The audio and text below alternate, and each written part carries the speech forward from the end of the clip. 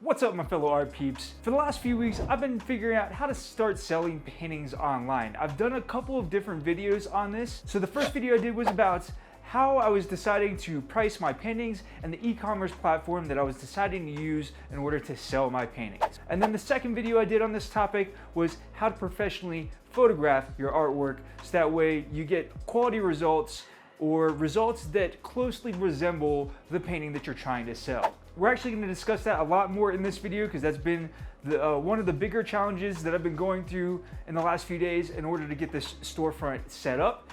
But I do want to tell you about a number of other challenges that I encountered along the way in getting the storefront integrated into my website. I have a WordPress website which is hosted with Bluehost. Basically what happened was when I went to integrate the storefront into my website, there was some issues with the storefront itself and the ad service platform that I'm using to serve up ads on my website. The ad platform that I use is called Ecwid. Ecwid has a number of tools built into its system to help increase site speed, which ultimately helps increase your ranking in Google search results. So the faster your website loads, the higher your ranking can potentially be. This is one of many different factors that Google uses in order to rank a website and how you get top search results with the content that you're producing on your website. So first off, the site speed accelerator was one tool that was interfering with it, and obviously it does what the name implies.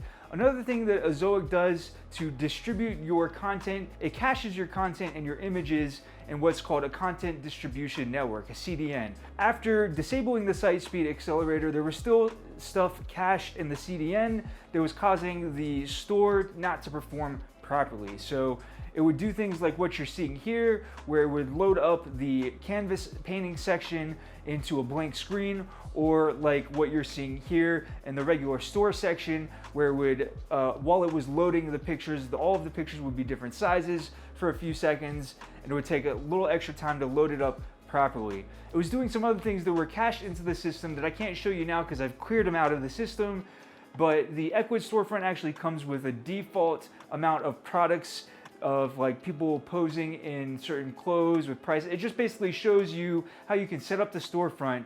And so what would happen is you would click on store on my website. It would load up this default array of products that don't actually exist. And it's just something that comes with the Ecwid storefront, which I had deleted almost right away. It was making my storefront perform very wonky, and it was just really not how you want something to perform, especially when you're trying to present your own products that are totally different than what's in the default products that Ecwid gives you as an example. So it took me a few days to figure out how to resolve that, and now that I've cleared all the caching with Ecwid, this is what the storefront looks like when it's functioning properly. So I've got a number of paintings loaded up at this point in time. So far I'm up to 30 different paintings that I've loaded into the storefront. I don't have various different categories yet. Right now I'm just focused on loading in the paintings and getting that squared away. Next, once I get all of the paintings loaded in, the next thing I need to do is figure out what secondary method of payment that I'm going to be using or taking on the website. Right now, the only option is PayPal, and I definitely understand that if you don't want to use PayPal as an option, you'd rather enter in your card number. I'm personally in that way myself. I would rather put in my card number and then have it calculate potential shipping costs at that point, so that way I could decide if I want to proceed with the order or not, instead of jumping over to PayPal, confirming PayPal, jumping back over to the website. While I do understand there are people out there that will want to use PayPal for an extra layer of protection, there are other people who will want to use their card number and then calculate that shipping cost. The shipping calculator that you see on the website, it can potentially give you some type of an estimate before you even enter in any payment method or any address to ship the product to.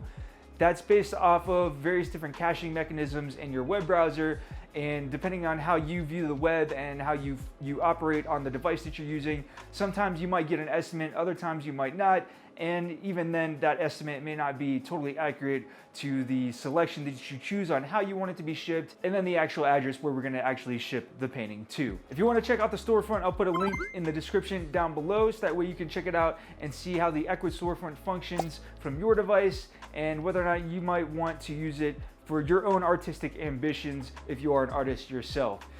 Alternatively, if you're enjoying this channel and this content, if you enjoy the website and you want to help support what I'm doing and help me build the brand ArtWithMarc, that would be awesome. If you wanted to purchase some paintings for yourself, if you just enjoy my paintings and my artwork and you want to start your own collection of my work, that would be great too. The biggest challenge so far, or at least the biggest headache so far, was figuring out how to get that storefront functioning properly. Beyond that, I did do the second video on how to photograph your artwork. At that point in time, I had only done just the first painting, and now I'm about 30 paintings in, and it has definitely been quite a challenge, or a little bit of a headache, trying to get an accurate depiction of the colors in my paintings represented from the storefront itself. So one thing I'm learning through this process is all of the pictures I've ever taken with my iPhone, my camera, even on video, they don't always accurately represent the colors that you see in the paintings with your naked eye. So even the paintings in the background that you see right now, you can see this big gap around me because I still have paintings down that I'm trying to, well, the photographs are all taken already. At this point, I'm just using them to set next to me as I edit the picture in Lightroom. That's the other thing I wanted to mention, is I am using Adobe Lightroom to do my editing in. I should be actually taking them from Lightroom into Photoshop, but I don't really have any experience with Photoshop, and that's an extra level of learning curve that I'm not prepared to take on at this point in time. So I'm just adjusting the colors in Lightroom, and I'm doing my best to crop them down as close as possible to an accurate image of the painting, just so I can get the storefront complete, operating, and functional, and hopefully start making some sales on these paintings soon. Perhaps in the future, once I start learning Photoshop a bit more, we'll use that further to refine and edit the pictures. That way we can make art prints using the pictures that we're taking. At this point in time, I'm a little uncertain if what I'm making in Lightroom will translate over into functional art prints. We'll definitely be trying that out soon, as I do want to do the print on demand as part of the storefront. So that's going to be something in a future video. So if you're not already subscribed and you want to learn more about print on demand and art prints, hit that subscribe button, because we're definitely going to be going over more of that stuff in the future. As I've mentioned in previous videos on these subjects, the point in all of this is just to take this one step at a time. There's so many new things to learn when setting up a storefront or trying to establish yourself as a professional artist, whether you're just trying to establish yourself as a YouTube content creator, a blogger, and a working artist who's making paintings and selling those paintings, going to art shows, whatever your chosen pathway is, you have to take it one step at a time. You're not going to know everything right out the gate, and if you try to know everything right out the gate, it's going to feel very overwhelming. Some of the other challenges that I'm encountering in this process is figuring out how to title and describe my paintings. Sometimes just this part of it is taking longer than I expect. So what I've been doing for this is I've just been kind of winging it on the name. Usually as I'm editing the picture, I'm kind of generating names in my head. This is definitely something that going forward I'm going to do as I finish my painting. Part of what I'm doing here with the ArtWithMarc brand on this channel, on my Instagram account, on my website, is documenting what I'm doing as I'm doing it. So part of my goal is to document my growth and share with you what I'm learning as I'm learning it. And due to that, I do have a number of ways to refer back to each painting that I do. Not every painting that I do has a post related to it. So every once in a while, I'll do a painting without recording a video, without taking any pictures on Instagram. Sometimes it's nice to just put on some music and just enjoy the painting process. That's good to do once in a while, to just unplug and just reconnect with the painting process without the pressure of documenting everything. That said, I do try to document almost everything. So with every painting description, I am able to put in the description of the painting what I was thinking about when I decided to make that painting. Usually when I do a particular painting, I have something specific that I'm trying to experiment with, whether it's a particular tool, maybe a specific color harmony, or there's usually something very specific that I'm exploring in each painting that I do in an effort to push my skills and my understanding of how to make good art to the next level.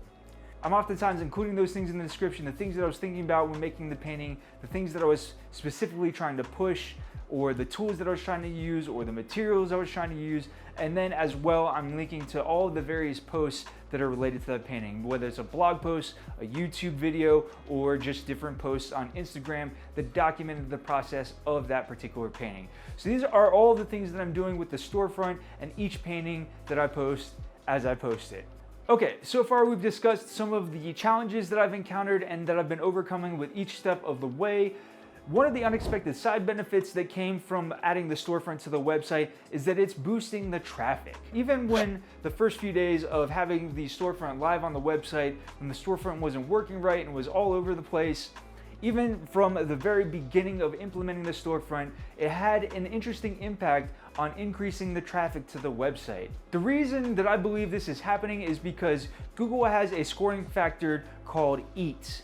So EAT stands for expertise, authoritativeness, and trustworthiness. And I believe that adding the storefront to my website has increased my EAT score in Google's eyes, thus raising the value of my website, raising the value of my expertise and my authoritativeness, and raising the value of all of the content on my website. So that's been an interesting side benefit to just making the storefront go live on my website. So it's something for you to perhaps consider if you have your own website and you don't have a storefront yet. If you don't have your own website, I did want to let you know about Income School's Project 24 program. I am a part of that program. It's been extremely beneficial towards the development of my website and my understanding of how to create a blog post that can win top search results in Google searches. So if you're not familiar with that process, or if you've never heard of Income School or Project 24, I'll put a link in the description down below. The Income School team is incredible at staying on top of the blogging business and how to get top search results in Google with your content. This is really important, especially as an artist trying to establish myself and build a brand. This is a lot better than something like Etsy or Saatchi Art, or there's literally dozens of different websites you can go to sell your paintings online. The one benefit towards building your own website and building out your own storefront is you're able to pull in your own traffic that once they're in your website, you're not competing with other artists. So you're gonna be competing with pretty much everybody in the world. Until they're into your website, you're competing with all of the other search results there are on that particular search query that the searcher is looking for.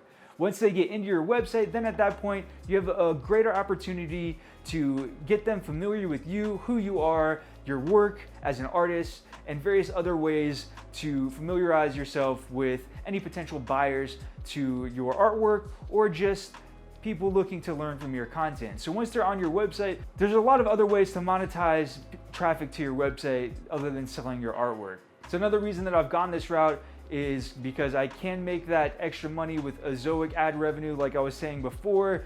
And then on top of that, there's various other ways to monetize traffic once I get them into my website and seeing the value of the content that I'm providing. It's another reason I'm sharing all this information with you, because I want you to know that I'm here to help you as an artist. I want to see other artists succeed online and other artists make a full-time living with their creative passions. Whether it's just selling your artwork and your paintings, or you want to start a YouTube channel like what you're watching now, or you want to start a website. Whatever the case is, there's a ton of different ways to approach becoming a full-time creative person.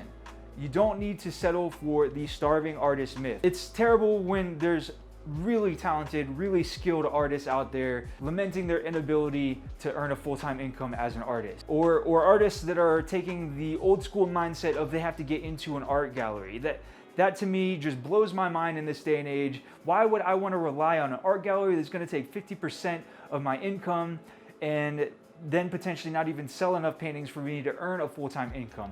Don't get me wrong, I probably will use art galleries at some point, but that's just going to be one of many, many methods that I'm going to use to earn a full-time income as an artist. There are some benefits to being in an art gallery. It looks good on a resume. It can raise the value of your artwork. There's a lot of different reasons why you might want to get into an art gallery, but you don't want to rely solely on art galleries to earn a full-time income. I hope that you learned something from this video on how to start selling paintings online, some of the challenges that I'm encountering in my journey through this process. If you have any questions on this process, put them in the comments below. I really want to get to know you, who you are as a viewer, where you are at in your own art journey, and anything that I might be able to do to provide content that will help you along your way. So if you're not already subscribed to the channel, hit that subscribe button, and I'll see you in the next one.